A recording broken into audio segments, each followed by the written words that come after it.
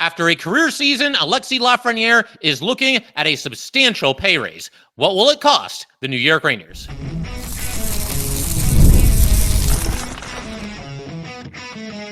You're Locked on the New York Rangers, your daily podcast on the New York Rangers. Part of the Locked On Podcast Network, your team every day. Welcome back, Blue Shirts fans, to episode number 1114 of the Locked On New York Rangers podcast. I'm your host, John Chick. Just want to thank you guys, as always, for making Locked On New York Rangers your first listen every day. We are free and available on all platforms, including YouTube. And today's episode of Locked On New York Rangers is brought to you by FanDuel. Make every moment more. As playoffs wind down, the sport stops sporting the way we all want them to. But this summer, FanDuel is hooking up all customers with a boost or a bonus daily. That's right. There's something for everyone every day, all summer long. Visit FanDuel.com to get started. And we are, of course, part of the Locked On Podcast Network, your team every day. So something that has been a little bit of a storyline recently here in Rangerland, and certainly on this podcast and other podcasts and just among Ranger fans in general, is the potential contract extension for Alexis Lafreniere. Now, he is, of course, still under contract for one more season. At that point, once next season concludes, he will be a restricted free agent with arbitration rights. But this is a storyline that probably isn't going to go away until Alexis Lafreniere does have a contract extension with the New York Rangers. And by all accounts, it sounds like both sides, Lafreniere and his people, as well as the Rangers themselves, willing to wait until next season to hammer out a new deal.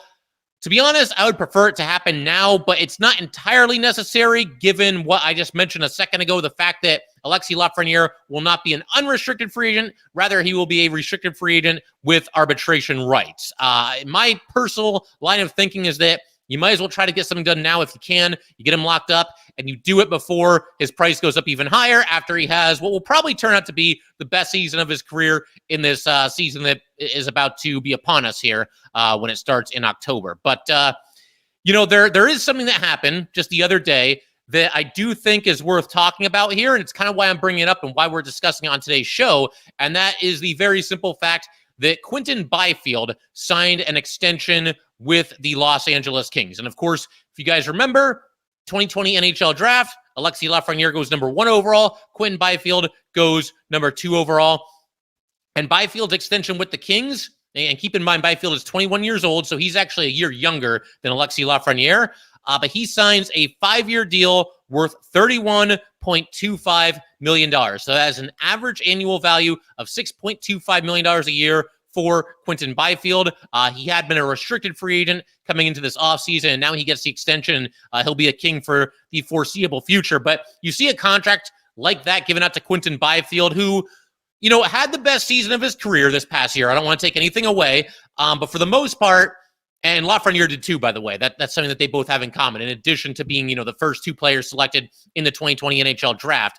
But to date, I don't think you can really argue that Byfield has had a better start to his NHL career than Alexis Lafreniere has. And so seeing Byfield get $6.25 million a season, my first thought there is, okay, there is literally zero chance that Alexis Lafreniere signs a deal for less than $7 million per season. In all likelihood, it'll probably be at least a little bit higher than that. But when you look at what the two of them have done, I'm going to compare their numbers right now. It just seems to me that Alexis Lafreniere, at a bare bones minimum, is going to ask for and receive $7 million a season. So to compare the numbers, we'll go with their career stats first. You get Quinton Byfield, 179 NHL games, 28 goals, 60 assists, 88 points, and he's a plus 26 in that time.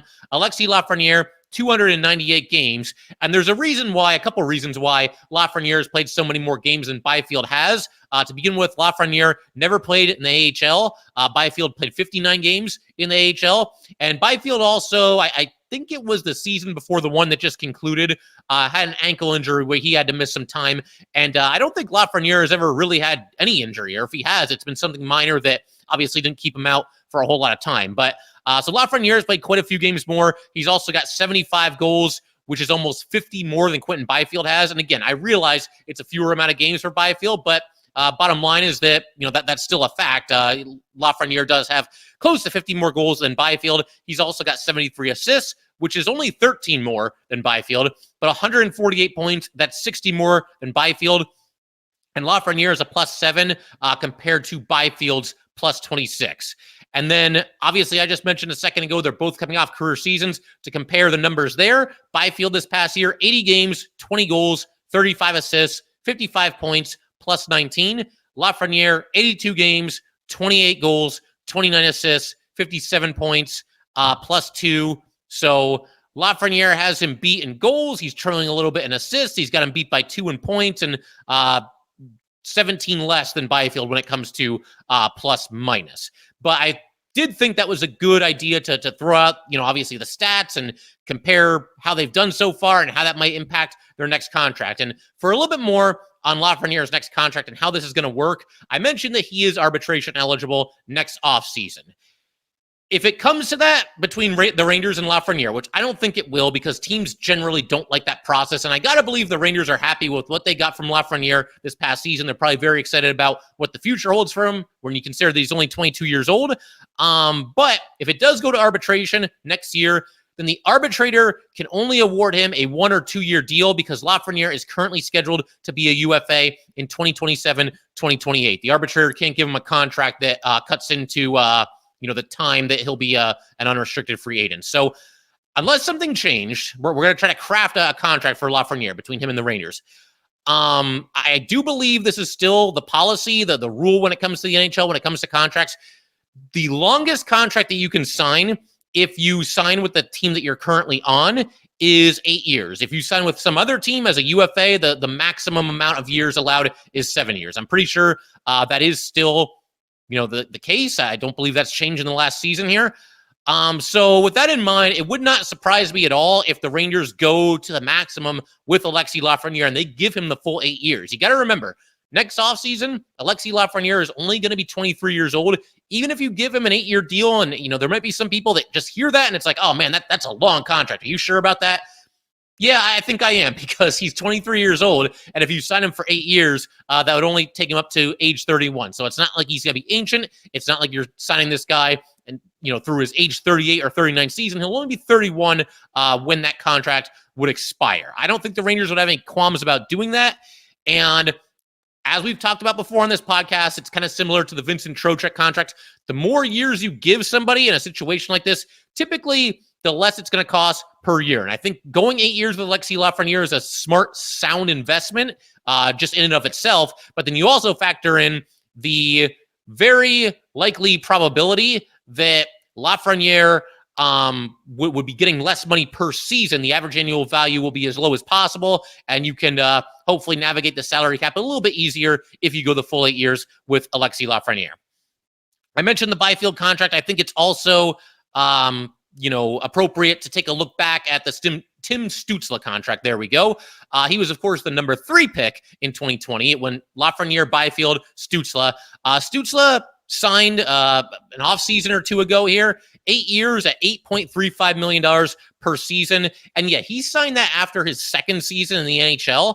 And after his second season, Stützle only had 58 points in 79 games. I say only. I mean, that's not a bad season at all, but that's a heck of an investment for somebody that, again, 58 points in 79 games, only 2 years into their contract. And the Senators go all the way with Tim Stützle, and they go the 8 years and $8.35 million per season. And I look at that and I just say, ouch. I mean, it's good for Stützle, but it's ouch for us and, all Ranger fans everywhere.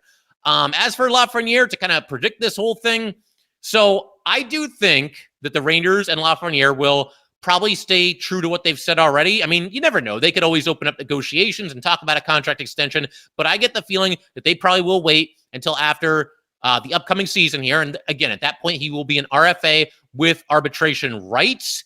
And when you factor in everything here, the Byfield contract, the Stützle contract, the season that Lafreniere just had and the season that he's probably about to have, I'm thinking to get Lafreniere under contract with the New York Rangers, you're probably looking at, assuming it doesn't go to arbitration, they do lock him up long-term.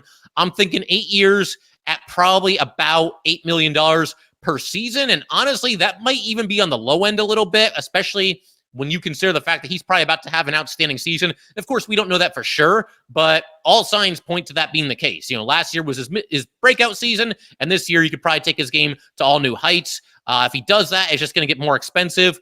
When I first started mapping out a contract for Lafreniere, I was kind of hoping that maybe 8 years at $7.5 million or $775 million. No, there's no way. Looking at this whole picture here, the big picture here, comparing him to some of the other young players that have signed contract extensions, Byfield and Stützle, yeah, $8 million is probably the floor for Alexis Lafreniere. Maybe you can get him to agree to that if you include a full no move clause. And I can already hear some people groaning. There's some people that just aren't big fans of these, but they're kind of a necessary evil when you're trying to do a deal with a really important player, a player that's going to get a big time payday, and a player that you want to keep the average annual value as manageable as possible. And I think that's one of the ways you can do that is you throw in the full no move clause. Now, do you do it for the entire deal? Do you do it for like the first 6 years of the deal? I don't know. That's something that Drury and Lafreniere will have to discuss, and Lafreniere's team will have to discuss when they sit down to do business. But I do think that's a way to keep the average annual value as low as possible, and that gives you a little bit more flexibility if you're the Rangers. In off seasons to come, other things that you can do, other players that you can add to this roster. So yeah, that's probably where it is. I mean, I think you're looking at 8 years for Lafreniere, and I don't think it'll be lower than $8 million, maybe a little bit north of that. With Stützle, I mentioned that he's what did I say, $8.35 million, I believe it was. I'm almost positive that he doesn't have no move protection. So that being the case, maybe he got a little bit extra money, and maybe if you give Lafreniere the full no move clause, you can talk him down to like $8 million a season over 8 years. We'll see how it goes, but it's not going to be cheap. We know that for sure. Lafreniere had a breakout season, kind of an overdue breakout season in the mind of a lot of Ranger fans, but he got it done and became a very important player for this team. Looks like he's somebody that's going to be a playoff performer going forward as well. So good stuff all around from Lafreniere this past season. I'd like to see the Rangers do an extension this offseason. If it doesn't happen, though, we'll cross that bridge when we get to it next offseason, and hopefully they can get this guy locked up for quite some time with the New York Rangers. So we're going to keep everything rolling. We got a lot more to do today. I want to go ahead and actually do a segment on fantasy hockey. We've got the Locked On Rangers Fantasy League, which, will be returning this upcoming season. Really looking forward to that. We have a top 200 list. I'm going to see where the New York Rangers fall on that list and just have some general thoughts as well. And a couple other things as well before we call it here a day. I do want to talk about Ryan Lindgren a little bit more. Obviously, he still does not have a contract with the Rangers, but we'll get to all that good stuff in just a second. All right, we just want to take a minute to let everybody know that today's episode of Locked On New York Rangers is brought to you by Indeed. We are driven by the search for better, but when it comes to hiring, the best way to search for a candidate isn't to search at all. Don't search, match with Indeed. If you need to hire, you need Indeed. Indeed is your matching and hiring platform with over 350 million global visitors, according to Indeed data, and a matching engine that helps you find quality candidates fast. Ditch the busy work, use Indeed for scheduling, screening, and messaging so you can connect with candidates faster. And Indeed doesn't just help you hire faster. 93% of employers agree that Indeed delivers the highest quality matches compared to other job sites, according to a recent Indeed survey. And listeners of this show will get a $75 sponsored job credit to get your jobs more visibility at Indeed.com/lockedon. Just go to Indeed.com/lockedon right now and support our show by saying you heard about Indeed on this podcast. Indeed.com/lockedon. Terms and conditions apply. Need to hire. You need Indeed.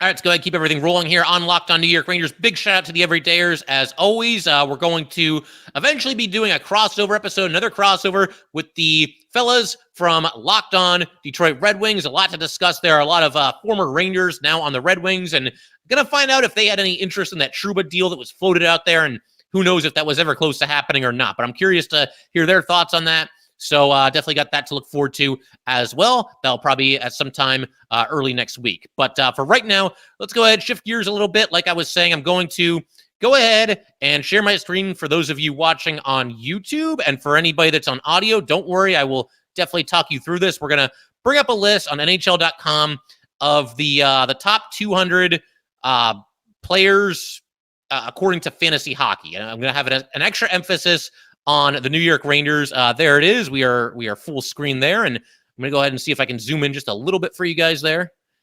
And there we go. So, yeah, let's go ahead and take a look at this thing. We'll start with the top 10. No real surprises here. Nothing that I can really nitpick. You've got Connor McDavid, Nathan MacKinnon, Nikita Kucherov, Austin Matthews, David Pastrnak, Leon Draisaitl, Artemi Panarin, Mikko Rantanen, Brady Tkachuk, and Sidney Crosby. So My first thoughts there is that it's honestly just about perfect. Obviously, our guy, the bread man there, number 7, and you could make a case for him jumping somebody, but there's nothing egregious. I don't have any real problems with anybody listed in front of him.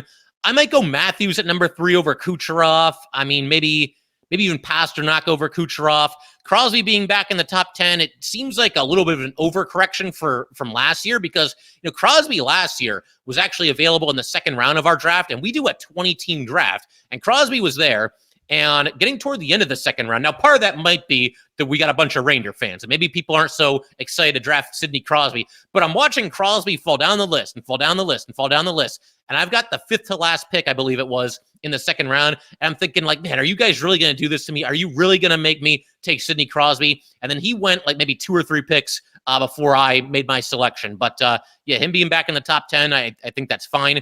To kind of focus in on the rest of the Rangers, you've got Igor Shesterkin at number 21 overall on the board here. It's always somewhat difficult comparing skaters with goalies, but I mean, I'd have him higher than this. To me, Igor Shesterkin is the guy. He's the goalie to draft first. I got to believe in a 20-team league of Ranger fans, he's going to be going not just in the first round, but probably top 10 overall. We had Dan. Big shout out to Dan. Dan took him number 1 overall one year, and I was picking second and got to take Connor McDavid. But Dan was very loyal to Igor Shesterkin, so more power to him. But yeah, Igor at number 21. And like some of the people in front of him to go 16 through 20 here, you've got Quinn Hughes at 16, Kirill Kaprizov at 17, Sam Reinhart 18, Evan Bouchard at 19, Zach Hyman at 20. Igor Shesterkin's got to be in front of all those players. I know it's difficult comparing, goalies and skaters again, like I just mentioned, but you can't tell me that somebody like, I don't know, Evan Bouchard is a better pick in the first round than Igor Shesterkin. Now, I'll say that, watch Bouchard go out there and, win the Norris this year. But, yeah, to me, I'd have Igor quite a bit higher than that. To round out the top 25 here, we've got Chris Kreider. Kreider is ranked at number 25. I've had Kreider a couple of times in this league. I believe both of the last 2 seasons, and he always comes through, scores a lot of goals, obviously does a lot of damage on the power play as well. He'll get you some hits, just a well-rounded player for a category league, which is what we do in the Locked On New York Rangers fantasy league. So Kreider at 25, I mean, that looks about right to me. He's actually ahead of both Elias Pettersson and Alex Ovechkin. And Ovechkin's kind of tough to rank because on one hand, he is one of the all-time greats. On the other hand, I think he's going to be 38 this upcoming season and kind of didn't do a whole lot against the Rangers in the playoffs, as we know. So, yeah, kind of curious to see where he goes in our Locked On Rangers fantasy draft. You've got Vincent Trocheck at number 32 overall. I mean, that's probably about right for Tro. He had a phenomenal season for the Rangers this past season and turning out to be what looks like one of the better free agent signings that really they've ever had, certainly in the Chris Drury area. I would put him right near or at the top of the list. But yeah, I mean, at number 32, he's just behind Jake Gensel. He's just in front of Victor Hedman. And I mean, that sounds about right for Vincent Trocheck. His offensive numbers were a little bit higher this past year than some other seasons of his career. But I mean, as long as he's playing with Panarin and to a lesser extent, Lafreniere, I mean, Trocheck's going to come through with some points. And if he stays on that Ranger top power play unit, all the more reason to draft him 32 or even earlier. And again, I play in a league. We play in a league, the Locked On New York Rangers Fantasy League. It's all Ranger fans, so I'd imagine Trocheck will probably go considerably earlier than number 32, but we shall see.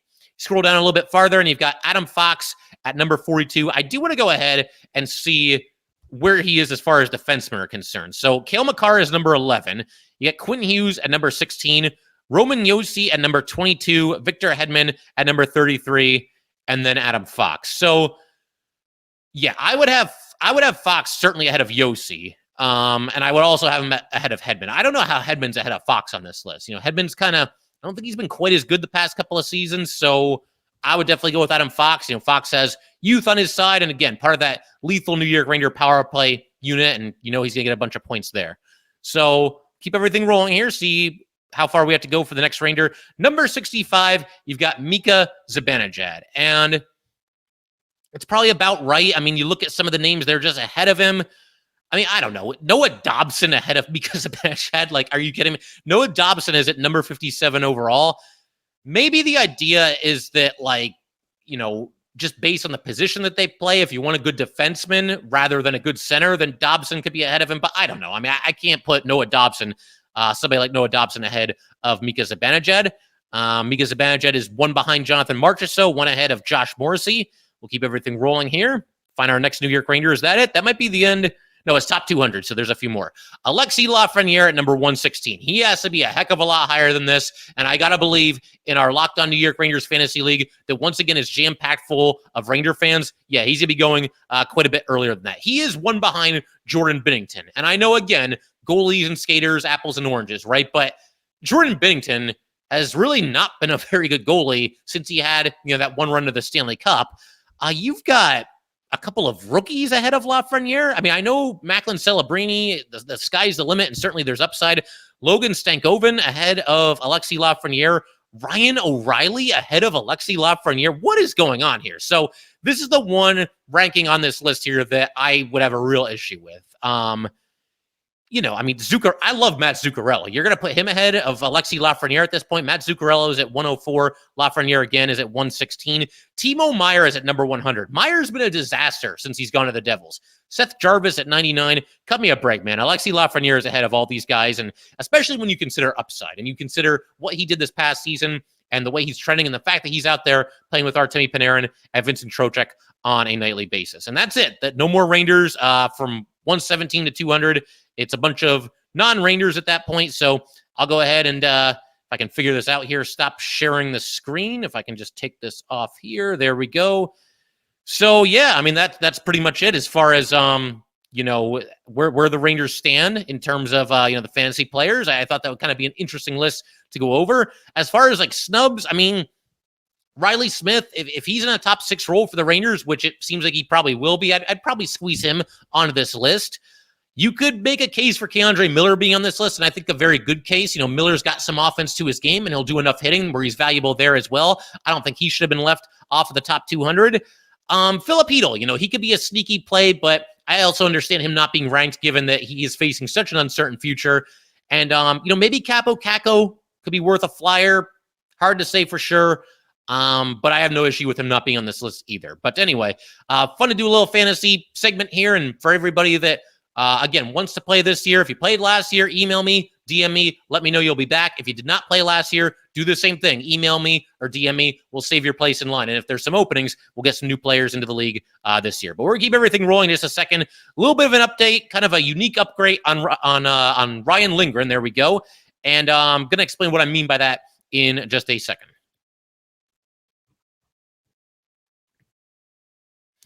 All right, we just want to take a minute to let everybody know that today's episode of Locked On New York Rangers is brought to you by FanDuel. I love sports. I love them so much that I never want them to stop. But as the playoffs wind down, we get fewer games, and the sports aren't sportsing the way we want them to. But FanDuel lets us keep the sports going whenever we want. All we have to do is open the app and dream up bets anytime that we're in the mood. And this summer, FanDuel is hooking up all customers with a boost or a bonus daily. That's right. There's something to be had for everyone, every day, all summer long. So head over to FanDuel.com and start making the most out of your summer. FanDuel, official sports betting partner of Major League Baseball.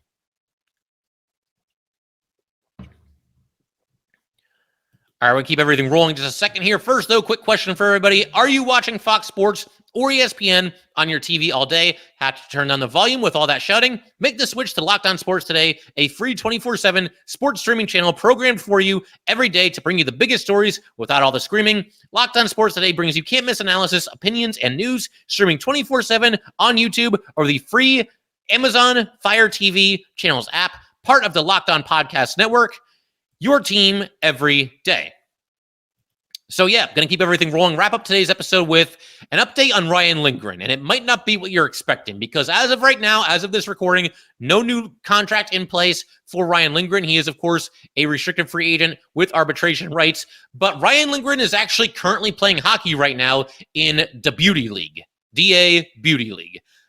This seems to be, I don't know a ton about this league. I've heard of it, off and on every once in a while. Seems to be a fairly casual and just kind of fun league, and I'll elaborate on that in just a second. But Lindgren scored a beautiful goal in his first game playing in this league.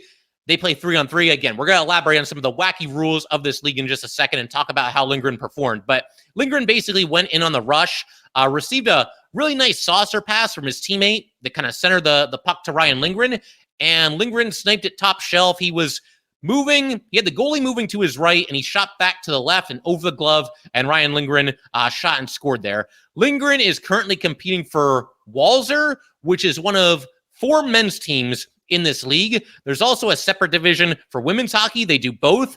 But among Ryan Lindgren's teammates, it's quite the crew here. You've got Bryce Brodzinski and Easton Brodzinski. They are both the younger brothers of course, Johnny Brodzinski. Johnny has 3 other brothers that play hockey. He's the only one that's ever seen time in the NHL. And then also on this roster, teammates of Ryan Lindgren and the Brodzinski brothers are former Rangers Vinny Lettieri and Justin Braun. I thought Justin Braun had retired, but apparently he's going to stick around a little bit longer in the Beauty League. And the rules for this league, honestly, it kind of makes me want to see a game. They have to be heard to be believed. I just got to share this with you guys because it's just too much fun.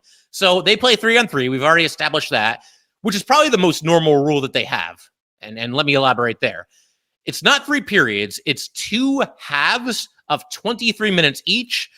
There's also something that's called the double puck, which is a 2-minute window where every goal that gets scored counts as 2 goals. Each team is awarded 1 double puck opportunity per game. So you can use it strategically. Do we use it early and try to get the jump on these guys, or do we save it for when we really need it later in the game? Although it does sound like when one team uses its the double puck, the goals count double, not just for the team using it, but also for their opponents. So you got to really use this strategically and pick and choose. Maybe when you've got an offensive zone faceoff coming, maybe that's a good time to use it. Overtime is the most insane thing I've ever heard. And I'm going to read this verbatim from the Beauty League website. This is literally what it says on the official website. OT is a little goofy. It starts with 1 player from each team on each blue line going 1-on-1 against a goalie. Once they score, they race back to the bench, and the next player comes out. This repeats until one team scores 3 goals, at which point overtime is over. You start with a shootout, and you get a player going 1-on-1 with the goalie, but they have to keep trying to shoot the puck at the goalie and past the goalie until they finally score. And then once they do that, they race back to the bench, and basically then it turns into WWE. You have to tag in your partner, and then he goes out there and also tries to beat the goalie. So that's absolutely wild. For that reason alone, I kind of want to watch a league here. But it's a cool league. Ryan Lindgren's playing in it. As I mentioned, founded in 2015. Looks like all the games are played in Braemar Arena in Edina, Minnesota. Money is donated to a few hockey nonprofits, so that's always nice as well. And for the record, for everybody wondering, Lindgren and his team of Walser recently defeated Shria 15-9. Lindgren in that game, Ryan Lindgren, you heard this correctly, Ryan Lindgren had 1 goal and 3 assists. It's a very unfriendly league to goalies. Obviously, 3 versus 3 kind of invites that. And, just thought I would share what Ryan Lindgren is doing on his summer vacation here. Hopefully, the new contract isn't too far away. I, for one, would love to see him remain with the Rangers. But I got to be honest, I'm totally up for watching a game in this league. So if anybody knows how or where to watch it, I'm going to do some research myself. But if you happen to know, leave it in the comments section. I mean, there's no NHL, there's no AHL, there's just not really a lot of hockey right now that's readily available. So yeah, sign me up for the Beauty League, and I might as well go ahead and root for Ryan Lindgren's team. Not to mention, the Brodzinski brothers, and you got Lettieri and Braun, both obviously Ranger legends. I don't know. I think it could be a lot of fun. But I figure we can call it there. We talked some fantasy hockey earlier. Once again, reminder to send me an email or DM me if you want back into the league for this upcoming season, or if you're looking to join the league for the first time.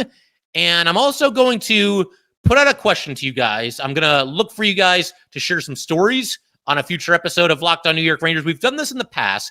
We did an episode the offseason after the Rangers beat the Penguins in 7 games when Artemi Panarin scored in overtime to win that game. I had you guys send in your stories. Who were you with? How did you celebrate? And did the same thing for Derek Stepan this last offseason. So I figure, in keeping with that tradition, what I'm going to do this year, we're going to do it a little bit differently.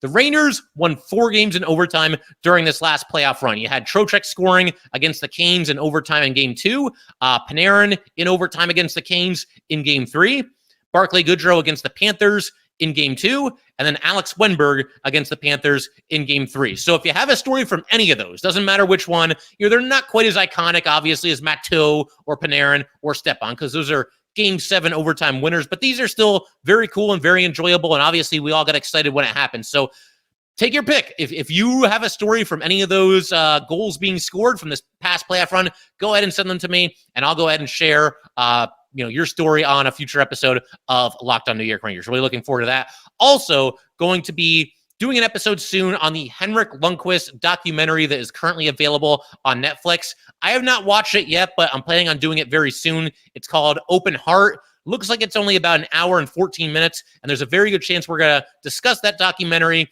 on an episode next week. So if you haven't had the chance to watch it yet, definitely go ahead and do that, and you'll be ready to go when we cover it here on Locked On New York Rangers. But we can call it there for today. Once again, if you guys would like to get in touch with this podcast, please send an email to lockedonnyrangers@gmail.com. Once again, that is lockedonnyrangers@gmail.com. Definitely give us a follow on Twitter as well at @LO_NY_Rangers. Once again, that is at @LO_NY_Rangers. And definitely subscribe to Locked On New York Rangers YouTube channel. Thanks again, guys. I will see you next time.